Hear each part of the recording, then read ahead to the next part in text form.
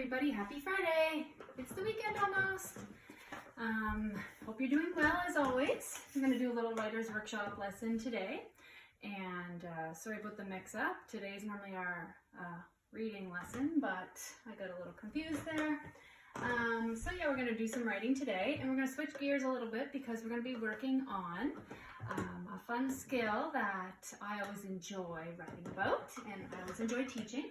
We're going to be talking about creating procedural writing. So that's a big long word, but really procedural writing is when we write a few instructions on how to do something. So I have a couple of people write how-to books all the time.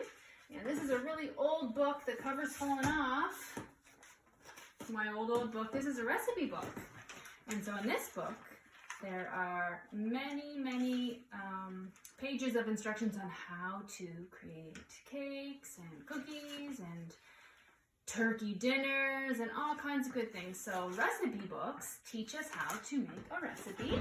Here I have a book called How to Play the Piano. So as you can see, there are lots and lots of steps for learning how to play the piano. So that's why it's such a huge book. Here's another one I found downstairs in my basement, How to Photograph Everything. So it's how to be a great photographer. And it would take a long time to become a pro at that, I think, judging by how big that book is. And here we have a knitting book. So in this book, there's step-by-step instructions on how to knit, which is, you guys know that's something I like to do. So we are going to write some instructions today on how to do something, but we're not going to choose a really big topic. So I would never be able to, in the span of a 10-minute lesson and one piece of paper, write all of the instructions for how to play guitar, for example. That would take a lot of time, many pages in a book, and so it's just too big of a topic to write instructions for. Same as sometimes kids like to write how-to instructions on playing baseball or hockey. But I always tell them, choose something that is not so complicated, because if we choose a really big topic with many steps and instructions and tips, it would take us many days or weeks to write how-to instructions on something like that. So I always suggest choosing something very simple to start off. So one of the things I like to give instructions on, write instructions on, is how to brush your teeth. Because there are just a few steps, but you have to make sure you do all the steps. So you're gonna just take a second here. You might close your eyes, pretend you're in your bathroom. You may even go to your bathroom, pause the video, and think about what the first step is for when you brush your teeth. And go ahead and do that now. All right, so when I visualize myself getting ready to brush my teeth, I put my toothbrush in. Oh, before I even grab my toothbrush, I usually take the cap off the toothpaste. So as you can see in our organizer here, I have words that we've used many times before: first, next, then, and last. And we might need even more steps in that, and if we do, that's okay. You can create your own piece of paper, use this one if you want to, okay? So the first step that we're going to do is take the cap off the toothpaste. And I guess at the top here, I'm just going to squish in brush. How to brush your teeth. We're all experts on that right now, brushing our teeth. All right, so the first step is we are going to take the cap off of the toothpaste. Okay, so we have the cap off the toothpaste, and the next thing, let's pause for a sec. You might pause the video and really think about what you're going to do next. You're going to squeeze some of the toothpaste onto your toothbrush. Squeeze.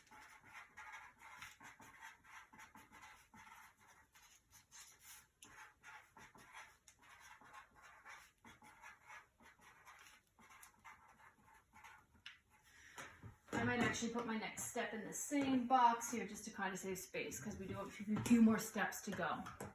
So So after you squeeze the toothpaste onto your toothbrush, the next step I do is I put the cap back on my toothpaste, but nobody else in my family does that. So it depends on your family. I like to put the cap back on my toothpaste, and you should too. Squeeze some toothpaste on your toothbrush, then put the cap back on. And you put the cap back on. So then, what I do is I run my toothbrush under the water. You might not do that. Your instructions might be a little bit different than mine. I run my toothbrush under the water, and then I start to brush my teeth with the toothbrush, making sure I get the top teeth, the bottom teeth, the front, the back, all of my teeth. And I usually brush my teeth for about a minute. So then I wet my toothbrush.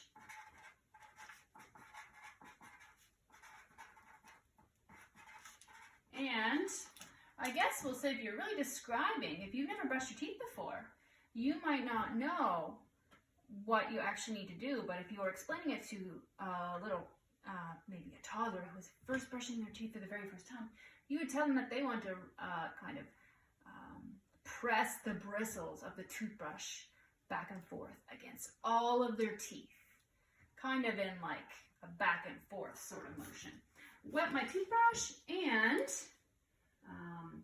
rub the bristles. Those are those little hairy things on the end of your toothbrush. Bristles back and forth on all of your teeth. See the detail that I'm putting in here? Because if I said, if you were reading the instructions and you've never brushed your teeth before, and it said, rub the bristles back and forth on your teeth for a minute, somebody who'd never brushed their teeth before might think you should just do it on the front teeth. But we want our instructions to be detailed so the person reading them knows exactly what to do. Wet my toothbrush and rub the bristles back and forth on all of your teeth. This should take about a minute.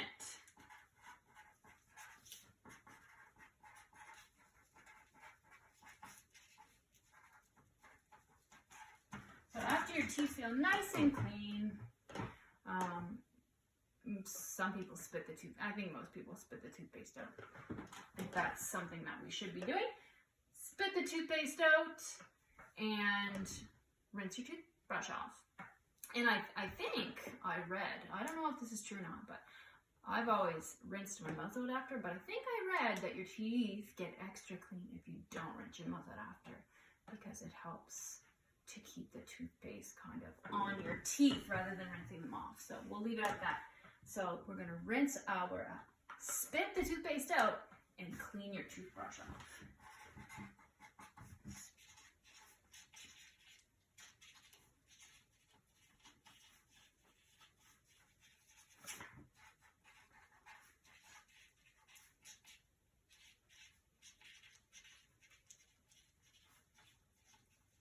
All right, so let's read my steps from top to bottom. And I might not have all the details in here, but I think I have most of them. And if you want to, you can give these instructions to a family member in your house, have them follow the instructions, and see if you've included all the important details. Maybe you forgot something, and that will show up when they try to follow these instructions. First, take the cap off of the toothpaste. Next, squeeze some toothpaste onto your toothbrush. Then put the cap back on. Then wet my toothbrush, or I guess it should say wet your toothbrush. No, I don't use my toothbrush. Wet your toothbrush and rub the bristles back and forth on all of your teeth. This should take about a minute. At least a minute if you want to have really good clean teeth. And then last, spit the toothpaste out and clean your toothbrush off. And another thing, clean out the sink, kids. I'm going to write that in there. Clean out the sink. Don't leave that for your parents. Exclamation mark, because that's important. Clean out the sink when you're done. Get all that toothpaste off there. All right, so your job is to choose something simple. So even if you chose something like riding your bike, you're going to find that there are way too many instructions for that. First, you have to hold on to the handlebars with both of your hands. Then you need to stand the bike up. Then you need to swing your leg over the bar. Then you need to hop up. As you can see, those are 4 instructions, 4 steps alone. And we haven't even started putting our feet on the pedals yet. So even something that you might find simple like riding your bike, there are many, many steps involved. So choose something very simple. Maybe making a bowl of cereal, or maybe putting your socks on, or maybe putting your hair in a ponytail, or maybe jumping rope, maybe, I was going to say making your bed, but that might even be a little bit too difficult, but give it a try. Choose a task that takes you, a minute to do, and see if you can break it down into some steps. And if you need more than 4 steps, you can certainly use an extra piece of paper, or you can kind of jam 2 steps into one box like I did here. And, and I can't wait to see what you come up with. As always, snap a little picture of your work, send it off to me, and I can't wait to see your work. I hope you have a great weekend, and hopefully we'll get some sunshine, and I will see you guys on Monday online. Thanks for tuning in. Miss you guys. Bye.